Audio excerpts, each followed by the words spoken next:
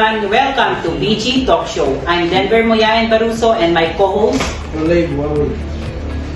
and we are the hosts for today.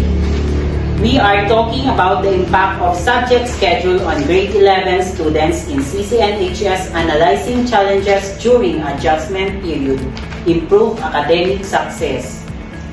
We invited two guests to be interviewed and talk about their opinion on impact of subject schedule on grade 11 students.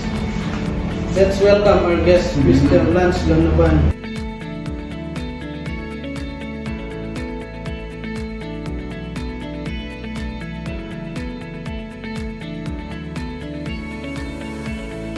Mr. Luis Galnayo.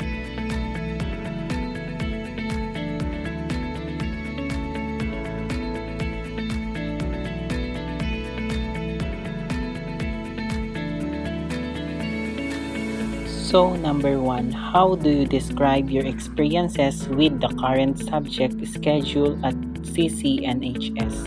For me, I am currently finding the subject in Conner Central National High School to be somewhat stressful. However, I'm confident in my ability to overcome the difficulties presented by summative assessments and quizzes, as well as the need to adapt to new subjects. While these challenges can be daunting, I know that I have the skills and determination to succeed.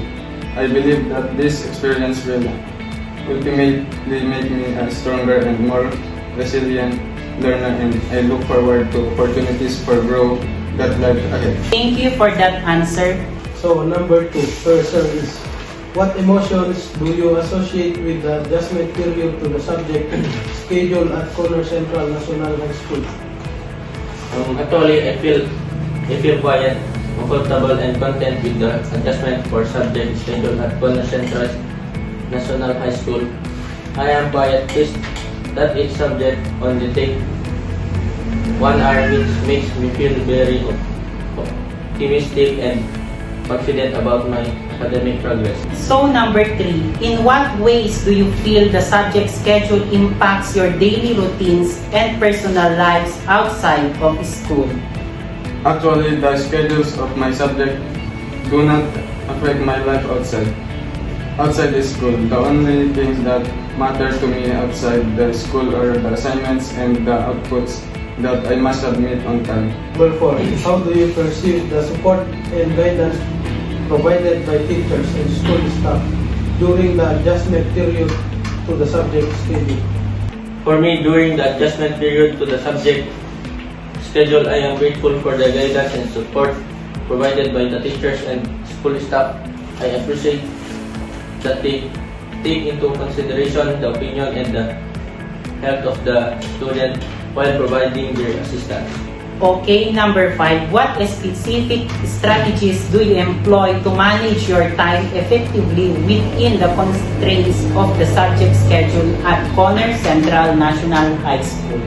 I effectively manage my time and work within the constraints of the subject schedules in Conner Central National High School by utilizing smart time management strategies and priorities my tasks and ensure that I complete them as soon as possible and making the most of time available to me. And so, time management. Number 6, how they communicate and collaborate with peers to navigate challenges related to the subject schedule at Conner Central National High School.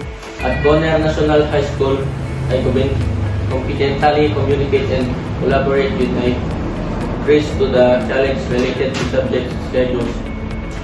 I actively share my thoughts and opinions with others and encourage them to express their difficulties with each subject.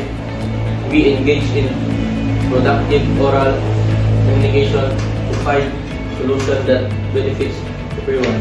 So, number 7, what aspects of the subject schedule they identified as most challenging or demanding, and also one?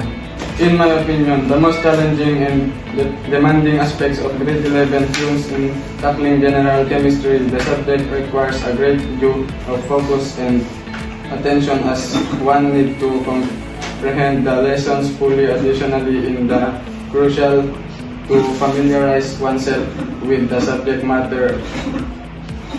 A SE point complex without a solid understanding of the concepts. I believe it can become overwhelming and difficult to keep up. So, okay. Number 8.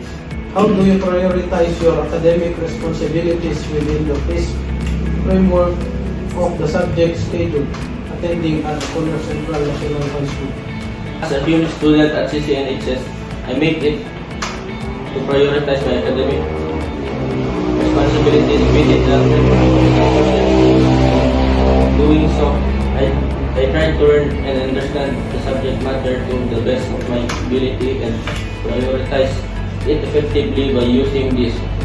Enable me to manage my alter and achieve my educational goals. So number 9, what support network or resources do you own outside of the school to cope with challenges associated with the subject schedule? Manage challenges associated with the schedule. I have established a broad network of resources outside of the school. One of these resources involves conducting free research in deep my understanding of all the subject I take by actively gathering information to explore their voice perspectives. I am better complex academic tasks, and this approach me to be more proactive in learning and helps me to stay on top of the academic progress. Okay, and last question.